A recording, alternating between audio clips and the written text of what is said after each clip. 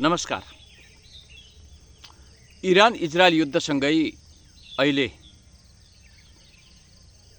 विशेष गरेर इरानका पूर्व राष्ट्रपति अहमदीनेजादले एउटा अभिव्यक्ति दिनुभयो। इरानको सेनाभित्रै र इरानको इन्टेलिजेन्स एजेन्सीभित्रै मोसादको घुसपेट छ, इजरायलको घुसपेट छ भनेर अहमदीनेजादले यो धारणा सार्वजनिक गरिसकेपछि अहिले अन्तर्राष्ट्रिय क्षेत्रमा विभिन्न चर्चा परिचर्चा र बहसहरू अहिले सिर्जना भएका छन्। अहमदीनेजाद इरानमा राष्ट्रपति भइसकेको व्यक्तित्व हुनुहुन्छ र उहाँले अरूले भन्दा बढी त्यहाँको सुरक्षा निकाय, त्यहाँको इन्टेलिजेन्स एजेन्सीलाई पूर्व राष्ट्रपतिको हैसियतले नजिकबाट उहाँले बुझ्नुभएको पनि मानिन्छ। विशेष गरेर जति बेला अमेरिकाले सिरियामाथि आक्रमण गरेको थियो त्यति बेला सिरियामा गरेको अमेरिकी आक्रमणलाई असफल पार्ने कार्य विशेष गरेर इरानी सेनाका सैन्य जनरल सुलेमानीको भूमिका महत्त्वपूर्ण रहेको मानिन्छ र सुलेमानीले नै अमेरिकालाई सिरियामा परास्त गराउन भूमिका खेलेको चर्चा परिचर्चा थियो र केही समयपछि सुलेमानीको ड्रोन मार्फत हत्या भयो र त्यो हत्यालाई अमेरिकासँग र विशेष गरेर सिरिया अमेरिका युद्धसँग जोडेर हेरिन्छ। र अहिले जो हमास नेताको हत्या भयो, हमास नेता नरसल्लाहको हत्यालाई पनि जसरी इरानको सेनाभित्रै अथवा इरानको गुप्तचर विभागभित्र घुसपेट गरेर जसरी विगतमा सुलेमानीको हत्या भयो र त्यस्तै हत्याको एउटा निरन्तरता हो अहिलेको हमास नेता नरसल्लाहको पनि। त्यसैले पहिला इरानले आफ्नो सेना र आफ्नो गुप्तचर एजेन्सीभित्र कहाँनिर वैदेशिक घुसपेट भएको छ त्यसलाई पहिला समीक्षा गरेर फिल्टर गर्नुपर्छ भन्ने खालको सन्देश अहमदीनेजादले दिनुभयो र अहमदीनेजादले यो सन्देश दिएपछि अहिले यसको चर्चा परिचर्चा संसारभरि भइरहेको छ भने इरानले पनि अब आफ्नो सेना र आफ्नो खुफिया एजेन्सीभित्र अहिले उसले चाहिँ के भन्दा फिल्टर गर्दैछ। उसले नाम सार्वजनिक गरेको छैन, तर जो इजरायलले जुन इरानको सेना र इरानको खुफिया एजेन्सीभित्र आफूलाई सूचना दिने व्यक्तिहरू घुसपेट गराएको थियो त्यसको पत्ता लागेको कुरा इरानी समाचार संस्थाले जनाएको छ। र यति बेला तेहरान करिब तेस्रो विश्वयुद्धको चरणमा छ। जस्तो रुसी पुटिनका नजिकका बौद्धिक सल्लाहकार अलेक्जेन्डर दुगिनले जो तेस्रो विश्वयुद्धको प्रक्षेपण गर्नुभयो, तेस्रो विश्वयुद्धको प्रक्षेपणसँगै इरान र इजरायल युद्ध सुरु भएको छ र जुन रूपमा इरानले इजरायलमाथि आक्रमण गर्यो र इरानले इजरायलमाथि आक्रमण गरिसकेपछि पश्चिमाहरू जुन रूपमा आउने आकलन गरिएको थियो पश्चिमाहरू त्यो रूपमा आएको देखिएन। किन देखिएन भने आणविक रूपमा इरान धेरै नै शक्तिशाली रहेको आकलन पश्चिमाहरूले गरे। जस्तो इरानले धम्की दियो यदि इजरायलको पक्षमा उभिएर इरानका विरुद्ध कोही उभिन्छ भने त्यसलाई इरानले ध्वस्त गर्ने धम्की दियो। इरानको त्यो धम्कीसँगै फ्रान्स बाहिरियो। उसले आफू कुनै पनि युद्धमा सहभागी नहुने भनेर फ्रान्स बाहिरिएपछि फ्रान्सप्रति इजरायलले आफ्नो आक्रामक अभिव्यक्ति दिइरहेको छ र बेलायतले बाहना खोजिरहेको छ, त्यो युद्धबाट बाहिरिने बाहना खोजिरहेको छ। र यति बेला नाटो अमेरिकी सैन्य सङ्गठन नाटोभित्र रहेका राष्ट्रहरू पनि इरानले इजरायलमाथि आक्रमण गरेपछि उनीहरू एक वा अर्को बाहनामा आफू सुरक्षित हुने मार्गतिर लागेको देखिन्छ भने अमेरिका पनि एक हदसम्म अब हच्केको देखिन्छ। अमेरिकाले इजरायललाई पछाडिबाट उसले ढाडस दिए पनि वास्तविक इरानले इजरायलमाथि आक्रमण गर्दा इरानको पक्षमा रुस पनि उभिने र रुससहित अब अघोषित रूपमा चीनदेखि अब भारतले पनि 3वटा ट्याङ्क बाध्य भएर अब इरानमा पठाउन बाध्य भएको छ। तटस्थ जस्तो देखिए पनि संसार नै एक किसिमले 2टा खेमामा ध्रुवीकरण हुने र त्यो युद्ध आफ्नो लागि घातक हुने र अमेरिका पराजय हुन पनि सक्ने आकलनका साथ अमेरिकनहरूले अहिले उनीहरूको अहिले के छ भने बहादुरी साथ पछाडि हट जस्तो किन भन्दा उनीहरूले हारे जस्तो पनि नहोस् र संसारभरि अमेरिकनहरू परास्त भएको म्यासेज नजाओस् र यस युद्धबाट हात पनि के भन्दा अब झिक्न सकियोस् भन्ने किसिमले अमेरिकनहरूले यो कोणबाट अहिले उनीहरूले छलफल र विश्लेषण उनीहरूका बुद्धिजीवीहरूका जुन धारणाहरू आइरहेका छन् न्युयोर्क टाइम्सदेखि लिएर विभिन्न पत्रिकामा अमेरिकन निकट बुद्धिजीवीहरूका जुन धारणा आइरहेका छन् ती धारणाहरू हेर्दाखेरि बिस्तारै अमेरिका पछाडि हट्न खोजेको देखिन्छ र इजरायलले यसलाई उनीहरूले आफूलाई युद्धमा फसाउने र अरू आफूलाई साथ नदिएर पछाडि हटे आफूले कसैलाई पनि नछोड्ने चेतावनी उसले वासिङटनलाई पनि दिएको छ र अहिले अमेरिका सङ्कटमा परेको छ। एकातर्फ अमेरिकाले जेलेन्स्कीलाई उचालेर रुससँग युद्धमा धकेल्यो र त्यसमा सिङ्गो अमेरिकी सैन्य सङ्गठन नाटो सामेल भयो र अमेरिकाले रुसको युद्धमा पनि के आकलन गरेको थियो भने कम्तीमा पनि अब 6 महिना रुसले 6 महिनापछि यो युद्धले रुस थला पर्छ र रुसले विस्तार गरेको विश्व जो शक्ति छ उसको विश्वव्यापीकरण छ त्यसलाई यो युद्धले रुसलाई चाहिँ के भन्दा कमजोर पार्ने र अमेरिकाको वर्चस्व अर्को 100 वर्षसम्म पनि कायम रहने जुन अमेरिकनहरूको आकलन थियो त्यो आकलन फेल भएको छ। किनभने युक्रेनको युद्ध अब अहिले अमेरिकनले होइन अहिले रुसले लम्ब्याउन चाहन्छ। अहिले रुसले युक्रेनको युद्ध किन लम्ब्याउन चाहन्छ भन्दा उसले युक्रेनलाई रुसले परास्त गर्न नसकेर होइन कि अमेरिका र नाटो अमेरिकी सैन्य सङ्गठन नाटो युक्रेनको युद्धमा अल्झिरहोस् र त्यसै युद्धमा चाहिँ ऊ रुमल्लिरहोस् भन्ने नै रुसी चाहना देखिन्छ। युक्रेनमा अमेरिका रुमल्लिरहँदा र मध्यपूर्वमा जो अहिले इजरायल इरान वार अथवा हमास र इजरायल बीच भएको युद्ध जो मध्यपूर्वमा सुरु भएको छ त्यो मध्यपूर्वको युद्धबाट इजरायलले पनि पाठ सिकोस् र इजरायल पनि के भन्दा ठेगान लागोस् कि अमेरिकाको एउटा मुख्य शक्तिको रूपमा इजरायल देखिन्छ र त्यो पनि अमेरिकाको के भन्दा पराजय नै इजरायलको पराजय भनेको अमेरिकाको नै पराजयको रूपमा हेर्ने गरिन्छ र रुसले त्यो रूपमा लिएको देखिन्छ। किनभने अलेक्जेन्डर दुगिनका विचारहरू हेर्दाखेरि त्यो पुटिनको आधिकारिक विचार नै अलेक्जेन्डर दुगिनका विचारहरू हुन् त्यो हेरिन्छ र त्यसकारण जस्तो युक्रेनको युद्ध पनि अब अहिले युक्रेनको युद्ध जुन सोच र कल्पनाका साथ अमेरिकाले युक्रेनलाई युद्धमा धकेलेको थियो जेलेन्स्कीलाई युद्धमा धकेलेको थियो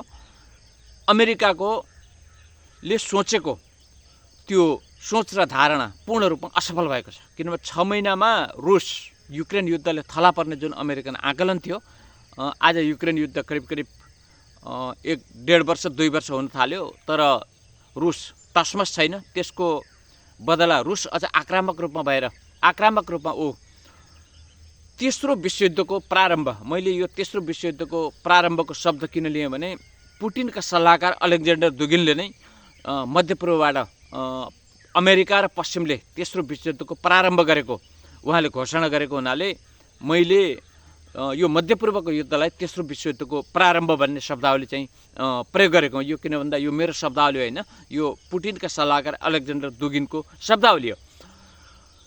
अब यो प्रारम्भिक युद्ध तेस्रो विश्वयुद्धको यो प्रारम्भिक युद्धमा एकातर्फ रुस आफ्नै छिमेकमा भनौँ जेलेन्स्कीसँग युद्धमा छ। त्यो जेलेन्स्कीसँग होइन, अमेरिकन नाटोसँग युद्धमा छ युक्रेनमा। अर्कोतर्फ नाटोसँग युक्रेनमा लड्दा लड्दै रुस इरानको पक्षमा प्रत्यक्ष रूपमा देखिएको छ र इरानको पक्षमा उभिएको छ र उता इरान इजरायलसँग युद्धमा होमिएको छ र लगभग इरान इजरायलसँग युद्धमा होमिनु भनेको अमेरिकासँग युद्ध लड्नु हो र रुसले अमेरिकासँग पनि युद्ध मोर्चा खोलेको छ। यसलाई हामीले यसरी बुझ्नुहुन्छ, जसरी युक्रेनमा जेलेन्स्कीलाई अगाडि लगाएर अमेरिकाले रुससँग युद्ध मोर्चा खोल्यो, त्यसै गरी रुसले इरानलाई अगाडि लगाएर इजरायल विरुद्ध युद्ध मोर्चा खोल्यो भन्दा फरक चाहिँ नपर्ला। र यो अमेरिकाका निमित्त निकै ठुलो चुनौती हो। यो निकै ठुलो चुनौती किन हो भने युक्रेन युद्धले 6 महिनामा रुस थला पर्छ, रुस अमेरिकासँग सम्झौता गर्न बाध्य हुन्छ, अमेरिकासँग आत्मसमर्पण गर्न बाध्य हुन्छ भन्ने आकलन गरेको अमेरिका अब युक्रेनको युद्ध त छँदैछ। अब युक्रेनको युद्ध त अहिले अमेरिकाले होइन रुसले लम्ब्याउन चाहन्छ, किनभने नाटो र अमेरिकनलाई उसले त्यहीँ इन्गेज गराउन चाहिँ चाहिरहेको छ भने त्यसको बदलामा रुस अझ आक्रामक रूपमा किनभने अगाडि बढेर ऊ इरानलाई साथ दिइरहेको छ। त्यसैले इरानले गरेको इजरायलमाथिको हमलालाई धेरैले रुसको समर्थनमा गरेको हमलाको रूपमा लिने गरेका छन् र अब त्यसलाई अस्वाभाविक रूपमा मान्न पनि सकिँदैन। यसरी जो इरान अब अहिले यो तेस्रो विश्वयुद्धको प्रारम्भिक युद्धमा छ र यो तेस्रो विश्वयुद्धको प्रारम्भिक युद्धसँगै इरानका पूर्व राष्ट्रपति अहमदीनेजादले इरानी सेना र मोसाद जो इजरायलको इन्टेलिजेन्स एजेन्सी मोसाद हो, त्यो इजरायली इरानी सेनाभित्र घुसपेट गरेको र त्यसको कारण नै योभन्दा पहिला जो इरानका राष्ट्रपतिको प्लेन दुर्घटनाबाट मृत्यु भएको भनिन्छ। हुन त त्यसलाई मौसमी खराबका कारण भन्यो, त्यो पनि इजरायली गुप्तचर संस्थाले त्यहाँभित्र गराएको घुसपेट, इरानी सेना र इरानको इन्टेलिजेन्स एजेन्सीभित्र गराएको घुसपेटको कारण नै योभन्दा अगाडि इरानका जो राष्ट्रपतिको प्लेन दुर्घटनाबाट मृत्यु भयो, त्यो पनि त्यसैको कारण हो। र सुलेमानीको जुन ड्रोन मार्फत हत्या भयो त्यो पनि त्यहाँ इजरायली गुप्तचर संस्थाको घुसपेटको कारण हो र अहिलेको जो नसरल्लाहको हत्या पनि त्यो घुसपेटको कारण हो भन्ने जो अहमदीनेजादको धारणा छ। त्यसपछि इरान अझ आक्रामक भएर आएको देखिन्छ। जस्तो धेरै आकलन के गरिएको थियो भने जब सिरिया युद्ध भयो, जब सिरियामा अमेरिकाले हात धोएर फर्कनु पर्यो र बसर अल असदलाई, हुन त सिरियामा पनि बसर अल असदलाई रुसको पूर्ण रूपमा साथ थियो, बसर अल असदको नेतृत्वले सिरियाबाट अमेरिकनहरूलाई लखेट्नुमा, अमेरिकनहरूलाई परास्त गर्नुमा सुलेमानीको युद्ध कूटनीतिक रणनीतिक कौशलता प्रमुख रह्यो। त्यसकारण सुलेमानीमाथि सिआइएले टार्गेट गरेर सुलेमानीलाई जो ड्रोन मार्फत सुलेमानीको हत्या गरियो। सुलेमानीको हत्या गरेपछि इरानको शक्ति कमजोर हुन्छ भन्ने आकलन थियो अमेरिकनहरूको। जस्तो अब नसरल्लाहको हत्या गरेपछि हमासको शक्ति कमजोर हुन्छ भन्ने जुन आकलन थियो, जस्तो योभन्दा अब पहिला इरानका राष्ट्रपतिलाई को जुन दुर्घटना भयो त्यसलाई अब मौसमको खराबीले दुर्घटना भनियो, तर त्यो पनि इजरायली गुप्तचर संस्थाको इरानको इन्टेलिजेन्स एजेन्सीभित्रको घुसपेटको कारण भएको भन्ने कुरा जुन इरानका पूर्व राष्ट्रपति अहमदीनेजादले अहिले बाहिर ल्याउनु भएको छ।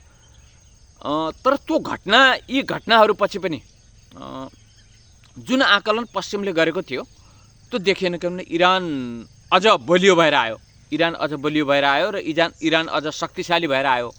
जस्तो अब तपाईँको हमासको विषयमा पनि के हो भने जस्तो 2008मा आजभन्दा 16 वर्ष पहिला नसरल्ला पछिका 2 जना त्यहाँका वरिष्ठ कमान्डरहरूलाई मारिएको थियो। धेरैको आकलन के थियो भन्दा ती 2टा कमान्डरहरू मारिएपछि हमासको शक्ति चाहिँ कमजोर हुन्छ भन्ने थियो। तर 2024सम्म आउँदाखेरि त्यो देखिएन, हमास अझ शक्तिशाली भएर आयो। र त्यसैले यो धेरै अमेरिकी लेखकहरूले अहिले तपाईँले न्युयोर्क टाइम्सलाई रेगुलर हेर्नुभयो भने त्यहाँ तपाईँले चाहिँ पाउन सक्नुहुन्छ। जस्तो न्युयोर्क टाइम्समा आएको तपाईँको विचारअनुसार पनि नसरल्लाको हत्याले हमास चाहिँ कमजोर हुँदैन हैन, हमास अझ शक्तिशाली हुन्छ।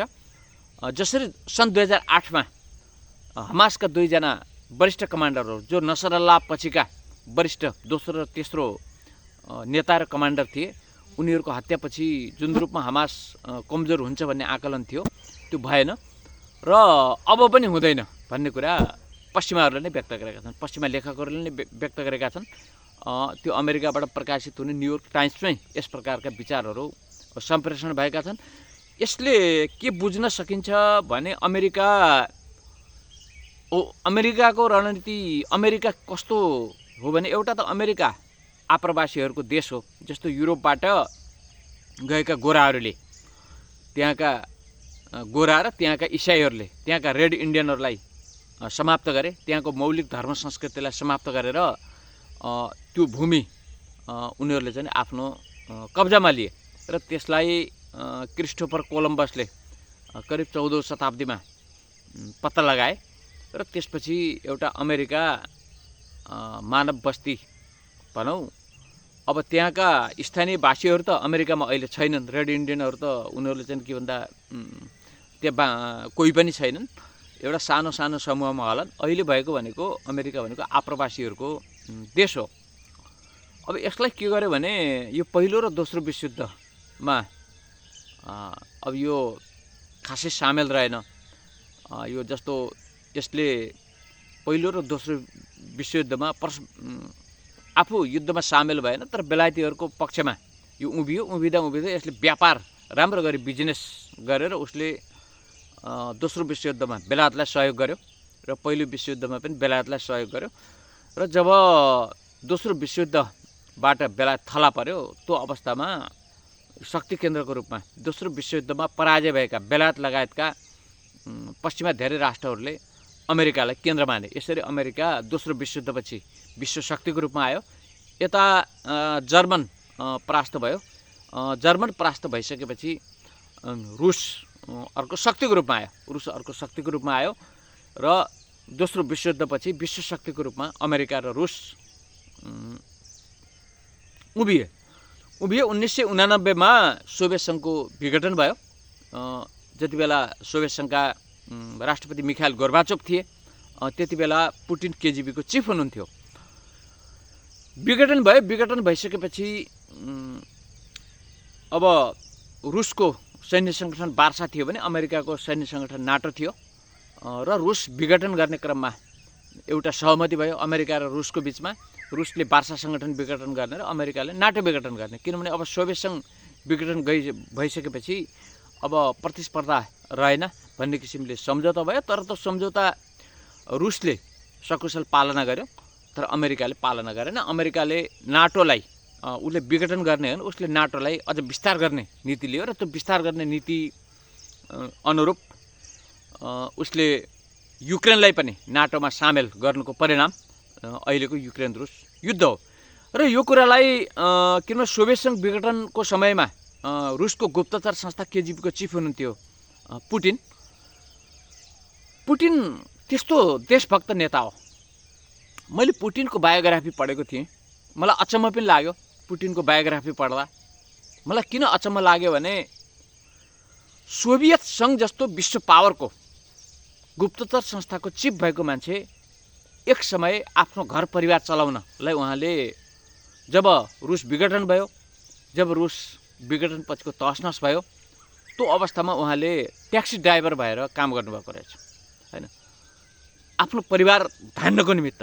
भनेपछि त्यो देख्दा मलाई पुटिन एउटा देशभक्त नेता लाग्यो, किन पुटिनले त्यति बेला भ्रष्टाचार गरेर राखेको भयो। अहिलेका यहाँका हाम्रा नेपालका नेताले जस्तो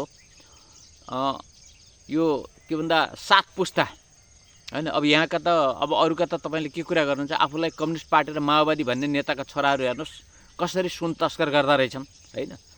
अब यहाँका तपाईँको के भन्दा निजामती कर्मचारीको उच्च तहमा पुगेकाहरू हेर्नुहोस्। अब यहाँ तपाईँले कुनै एउटा पार्टीमा जानुभयो भने यहाँका कर्मचारीहरू, यहाँका प्राध्यापकहरू, यहाँका सेनाका जनरलहरू, यहाँका पुलिसका हाकिमहरूको कुरा के हुन्छ भने कसले घुस खाएर राम्रो र चिल्लो घर बनाएर कसका छोराछोरीहरू अस्ट्रेलिया र अमेरिका छन्, बेलायत छन् भनेर यिनका पार्टीमा कुरा हुन्छन्, देशको बारेमा कुरा हुँदैनन्। तर पुटिन त्यो सोभियत सङ्घको गुप्तचर संस्थाको प्रमुख भइसकेको व्यक्ति, जसले 1989 को सोभियत सङ्घ विघटनपछि उहाँले ट्याक्सी ड्राइभिङ गरेर आफ्नो जीवन उहाँले चाहिँ चलाउनु पर्यो। त्यसले देखिन्छ पुटिनको देशभक्तिपूर्ण भावना। जब पुटिन सत्तामा बिस्तारै सत्तामा आउनुभयो, अब हुन त उहाँ 89 को विघटनपछि बोरिस येल्सिन प्रधानमन्त्री राष्ट्रपति हुँदा पनि उहाँ त्यो सत्तामा पनि हुनु, तर बिस्तारै पुटिन रुसको राजनीतिको केन्द्रमा आउनुभयो। केन्द्रमा आइसकेपछि पुटिनलाई थाहा थियो रुसका कुन कमजोरीका कारण सोभियत सङ्घ विघटन भयो, किनभने उहाँ रुसको गुप्तचर संस्थाको प्रमुख नै हुनुहुन्थ्यो र उहाँको के देखिन्छ भने होटोटी रुसलाई तत्कालीन सोभियत सङ्घलाई पुरानै अवस्थामा उभ्याउने होटोटीले पुटिनलाई छोडेन र अन्तत पुटिनले रुसलाई शक्तिमा उभ्याएर नै छोड्नुभयो। शक्तिमा उभ्याएर नै छोड्नुभयो। पुटिनलाई नाटोको शक्ति र नाटोको विस्तारको विषयमा पनि केजिबीको पूर्व प्रमुख भएको हुनाले पनि राम्रो जानकारी थियो। यसकारण अमेरिकनहरूले जे आकलन गरे पुटिनको विषयमा अथवा इरानको विषयमा अथवा युक्रेनको विषयमा, त्यो आकलन किन उनीहरूको पूर्ण रूपमा फेल खाएर पूर्ण रूपमा अमेरिकनहरू असफल भए भने अमेरिकनहरूले पुटिन केजिबीको चिफ हुन् र केजिबीको चिफबाट चिफको अनुभव उनले रुसको राज्यसत्ता को केन्द्रमा आइसकेपछि उनले त्यसलाई सशक्त रूपमा त्यही किसिमले निर्माण गरेका छन् भन्ने कुराको अमेरिकनहरूले आकलन गरेन। अमेरिकनहरूले जनरल हिजोका अब जस्तो लेनिन त एउटा 1917 मा क्रान्ति गरेर आउनुभयो, जस्तो स्टालिनसम्म त्यो सत्ताको एउटा चरित्र थियो। जब ख्रुश्चेभ शान्तिपूर्ण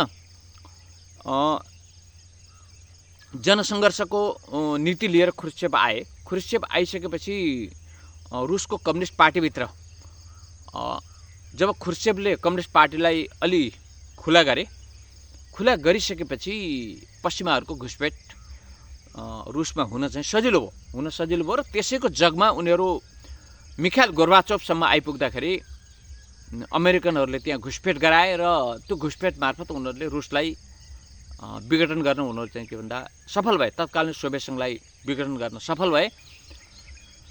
तर अहिले पुटिनमा हेर्दा ठ्याक्कै लेनिन या स्टालिनको शैली र त्यो कार्यदिशा नै पुटिनमा देखिन्छ। तथापि उहाँ त्यो कम्युनिस्ट पार्टीको पार्टी भनेर चाहिँ उहाँले आफ्नो पार्टीलाई कम्युनिस्ट पार्टीको रूपमा चिनाउनु भएको छैन।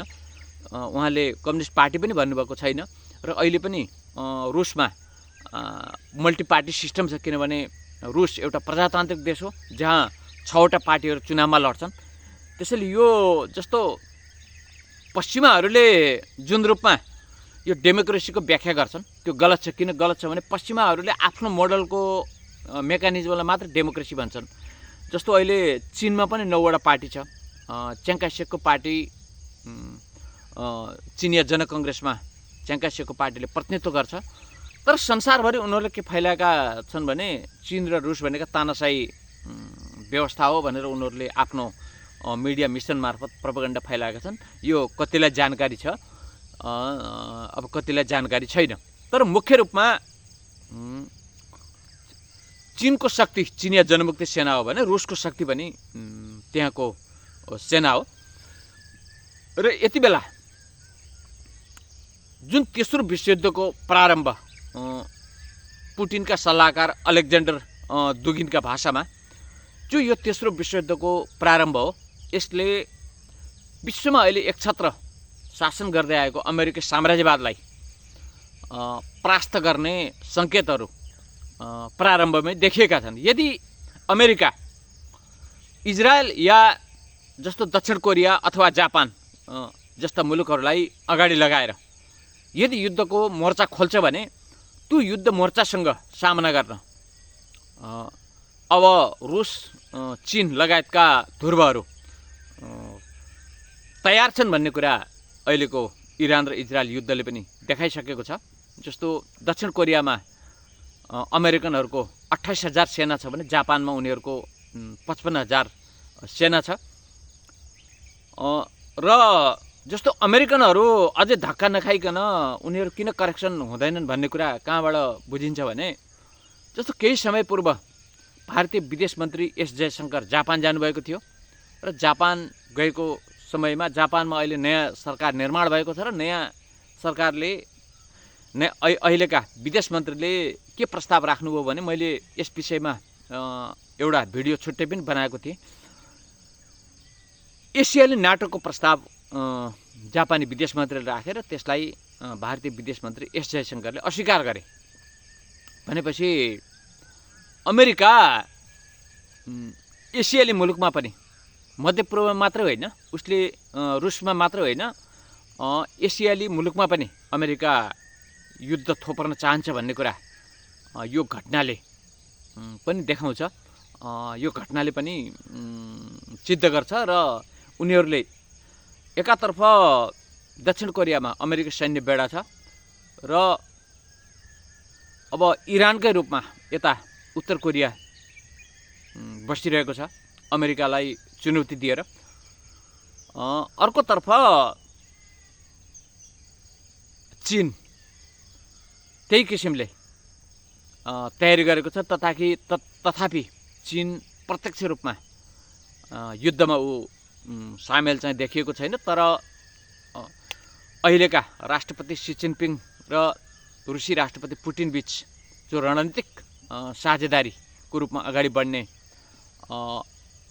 नीति कायम छ, त्यसले रुस, इरान, चीन र उत्तर कोरियालाई एक ठाउँमा ल्याएको देखिन्छ भने अर्कोतर्फ अमेरिका, इजरायल, जापान र युक्रेन जस्ता मुलुकहरू अर्कोतर्फ देखिन्छन्। र यो अवस्थामा जस्तो एसियामा अमेरिकनहरू जस्तो भर्खरै जापानका विदेश मन्त्रीले जो भारतीय विदेश मन्त्रीलाई राखे, उनले एसियाली नाटोको प्रस्ताव, त्यो नाटोको प्रस्ताव त भारतले अस्वीकार गर्यो, तर क्वाडमा भारत सामेल छ।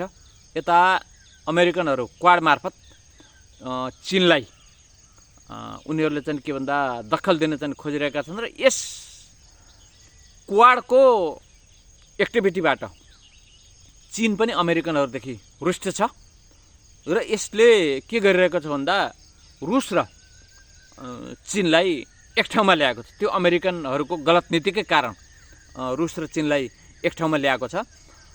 र अब इरान र इजरायलको जो युद्ध थियो, युद्ध अहिले सुरु भएको छ र इरानले दिएको पछिल्लो चेतावनीपछि इजरायल पनि झस्किएको छ।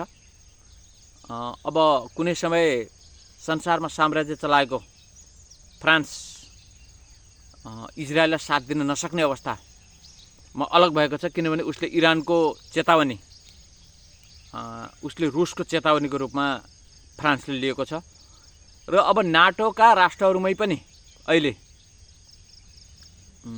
एक आपसमा अब नाटोमा सामेल भएर अमेरिकनहरूसँग जोडिएर हामीले रुस र इरानलाई चिडाएर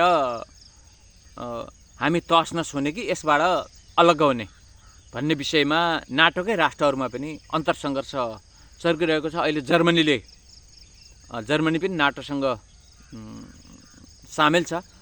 जर्मनी पनि यो युद्ध रोक्नुपर्ने पक्षमा छ र जर्मनी पनि युद्धबाट अलग हुन खोजिरहेको अवस्था छ। त्यसले गर्दा यो अमेरिकनहरूको ओह्रालो लागेको अवस्था हो, यो अमेरिकनहरूको ओह्रालो लागेको अवस्था हो र अब मध्यपूर्व मात्रै होइन, अब रुसको वरिपरि मात्रै होइन, मध्यपूर्वमा पनि अमेरिकनहरू जस्तो भाग्नुपर्ने अवस्था अब सिर्जना हुन्छ। जस्तो अमेरिकनहरूले योभन्दा पहिला सिरियाबाट एउटा युद्धको उनीहरूले प्रारम्भ गरेका थिए। सिरियामा परास्त भयो। सिरियामा मात्रै परास्त भएन, सिरियाको कारण करिब करिब कुनै समय नाटोसँग जोडिएको टर्की अमेरिकाबाट करिब करिब अलग छ। उसका केही तपाईँको हिजोका अमेरिकी सुरक्षा सैन्य सङ्गठन नाटोसँग जोडिँदाका बाध्यताका कारण टर्की अहिले तटस्थ जस्तो देखिए पनि अहिले तुर्कीले आफू के भन्दा अमेरिकी मोर्चामा छैन, जस्तो तुर्की फुत्किएको छ। सायद अब युरोपका देशहरू पनि अमेरिकी सैन्य सङ्गठनबाट फुत्किनेछन् यो युद्धको वारपारपछि। त्यसमा जस्तो जर्मनी, अहिले जर्मनीले त्यो मार्ग खोजेको छ, फ्रान्सले त्यो मार्ग खोजेको छ, बेलायतले त्यो मार्ग खोजेको छ।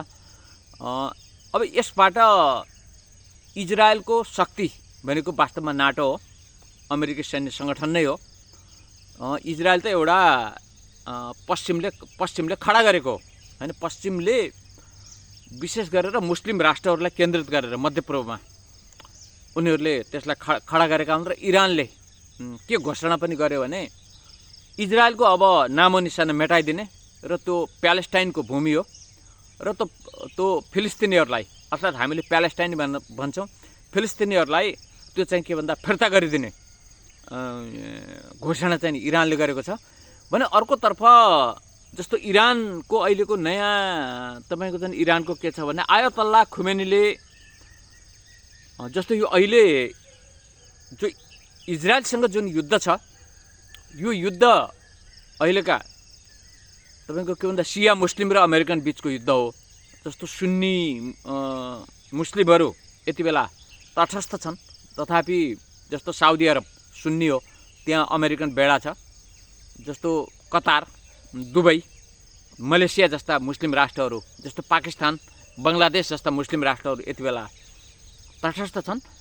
र इरानी धार्मिक नेता आयतल्ला खुमेनीले यो संसारभरका मुसलमानहरू इजरायल र अमेरिकासँग लड्नका निमित्त तयार हुनुपर्ने र यदि तयार भएनन् भने त्यसको मूल्य उनीहरूले पनि चुकाउनु पर्ने भनेर सुन्नी मुस्लिम वर्ल्डलाई पनि उनले चेतावनी दिएका छन्। यसले फेरि मुस्लिम जनमत के छ भने मुस्लिम जनमत अमेरिका विरोधी छ, चाहे त्यो साउदी अरबमा अमेरिकन सेनाको बेडा बसोस् या कतारमा अमेरिकी सेनाको बेडा बसोस् अथवा पाकिस्तानसँगको हिजोको अमेरिकासँगको सम्बन्ध होस् अथवा बङ्गलादेशसँगको होस्। के छ भने मुस्लिम जनमत अमेरिकन विरोधी छ, एन्टी अमेरिकन छ। तथापि मुस्लिम विश्वमा अमेरिका सुन्नी समुदायबाट खेल्न खोजेको छ र वाबीहरूबाट पनि ऊ खेल्न खोजेको छ। जस्तो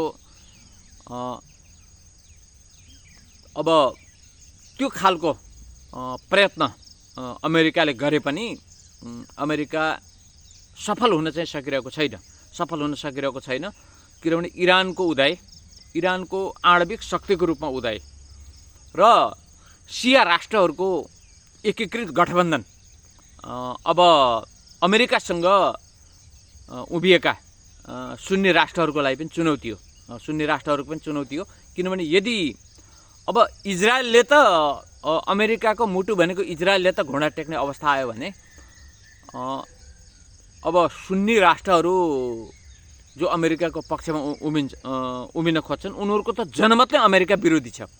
त्यसकारण जहाँ अमेरिका विरोधी जनमत छ त्यहाँ धेरै समय अमेरिकन र पश्चिमाहरूले आफ्नो वर्चस्व राख्न सक्दैनन् भन्ने कुराको उदाहरण स्वयं इरान हो। इरान किन हो भने अब इरान हिजो बेलायतको नियन्त्रणमा थियो। पहिलो विश्वयुद्धभन्दा पहिला दोस्रो विश्वयुद्धमा ऊ बेलायतकोले शासन गरेको देश हो। जस्तो भारत ब्रिटिस शासित देश हो त्यस्तै इरान पनि ब्रिटिस शासित देश हो। त्यसपछि इरान स्वतन्त्र भयो। स्वतन्त्र भइसकेपछि इरानका राजा शाह पल्लवी जो अमेरिकन कठपुतली थिए, उनले अमेरिकी इशारा अनुसार इरानमा शासन सत्ता चलाए। त्यसपछि शासन सत्ता चलाए र त्यहाँको धर्म संस्कृति विरुद्ध, त्यहाँको कल्चर विरुद्ध जब पश्चिमाहरू इरानमा जथाभावी गर्न थाले, त्यसपछि आयतोल्ला खुमेनीको नेतृत्वमा त्यहाँको राजतन्त्रका विरुद्ध सङ्घर्ष भयो। त्यो सङ्घर्ष भयो र त्यो जनमतमा आयतोल्ला खुमेनीको अहिलेको सत्ता चाहिँ स्थापित भयो। अहिलेको सत्ता चाहिँ आयतोल्ला खुमेनीले त्यहाँको राजतन्त्रलाई अन्त्य गरेर स्थापित गरेको सत्ता हो। र यो जनमत जस्तो यो एन्टी अमेरिकन जनमत के भन्दा अरबमा पनि छ हैन, किनभने अरबको राजाको हालत पनि यदि अमेरिकन कित्तामा उभियो भने ठ्याक्कै इरानको राजा शाहको जस्तो हुन चाहिँ बेर लाग्दैन हैन, किनभने त्यो अरबको जनमत पनि पुरै अमेरिकी साम्राज्यवाद विरोधी छ। जस्तो कतारको जनमत पनि अमेरिकी साम्राज्यवाद विरोधी छ र त्यहाँका राजाहरू अमेरिकाका कठपुतली भएर अहिले जो उनीहरूले संसारमा आफू चाहिँ के भन्दा सुरक्षित रहेको ठानेका छन्, त्यो अवस्था नआउन सक्छ। किनभने त्यो जसरी इरानका राजा शाह पल्लवी उनी चाहिँ के भन्दा अमेरिकाको कठपुतली भएपछि सुरक्षित हुन्छु भन्दा आयतोल्ला खुमेनीको नेतृत्वको सङ्घर्षले त्यसलाई किनारा लगायो। त्यो अवस्था साउदी अरब या कतारमा पनि नआउला भन्न सक्ने अवस्था छैन। यसले गर्दा सुन्नी राष्ट्रहरूमा जुन अमेरिकाको प्रभाव छ, त्यो प्रभावलाई कमजोर पार्नका निम्ति आयतोल्ला खुमेनीले संसारभरिका मुसलमानहरूलाई एक हुन जुन आह्वान गरेका छन्, यसले अब के देखिन्छ भने अब एकातर्फ अहमदीनेजादको पछिल्लो अभिव्यक्ति जो इरानको सेना र इरानको गुप्तचर विभागभित्र घुसपेट भएको इजरायली जासुसहरूको पहिचान इरानले गरिसकेको अवस्था र इरान अझ आक्रामक रूपमा के भन्छ संसारका मुसलमानहरूलाई एक ठाउँमा आउन आह्वान गर्दै अमेरिका र इजरायल र अमेरिका लगायत पश्चिमसँग युद्ध मैदानमा होमिएको अवस्थामा अब अमेरिकाको वर्चस्व के भन्दा सुन्नी राष्ट्रहरूबाट पनि कमजोर बन्दै जाने अवस्था सृजना भएको छ। किनभने अब उनीहरूको लागि शक्तिको केन्द्र स्वयं इरान रह्यो। मुस्लिम कन्ट्रीहरूको लागि अब एउटा इरान उनीहरूको लागि भरोसाको केन्द्र रहेको हुनाले अन्य राष्ट्रहरूले पनि र त्यहाँको जनमत पनि आयतोल्ला खुमेनीतर्फ केन्द्रित हुँदा अथवा धार्मिक जनमत आयतोल्ला खुमेनीको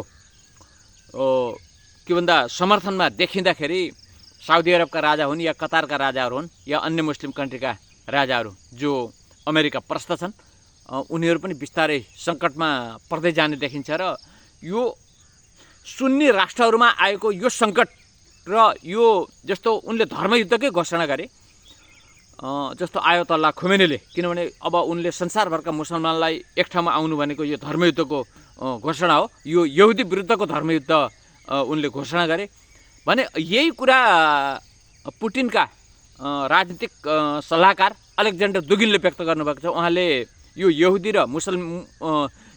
र सिया बीचको युद्ध हो भने, इरान र इजरायलको युद्ध भने, रुस र युक्रेनको युद्ध अर्थोडक्स र यहुदी बीचको युद्ध हो र त्यसैले अहिलेको युद्ध भनेको पश्चिम र यहुदी विरुद्धको युद्ध हो भनेर पुटिनका सल्लाहकार अलेक्जेन्डर दुगिनले पनि व्यक्त गर्नुभयो भने आयतोल्ला खुमेनीले पनि यो धर्मयुद्ध र संसारभरका मुसलमानहरू एक ठाउँमा उभिन आवश्यक छ र इजरायलको हामीले के भन्दा नक्सा नै मेटाइदिनुपर्छ र त्यो प्यालेस्टाइनलाई, अहिलेको फलस्तिनलाई फिर्ता गर्नुपर्छ भन्ने जुन घोषणा आयतोल्ला खुमेनीले गर्नुभयो, त्यो र पुटिनका सल्लाहकार अलेक्जेन्डर दुगिनको घोषणा लगभग मिल्दो देखिन्छ। यसले विश्व करिब तेस्रो विश्वयुद्धको प्रारम्भिक चरण सुरु भएको छ। यदि अमेरिका यो युद्धबाट पछाडि हट्दैन भने तेस्रो विश्वयुद्ध कुनै पनि ताकतले रोकेन सक्ने देखिँदैन। धन्यवाद।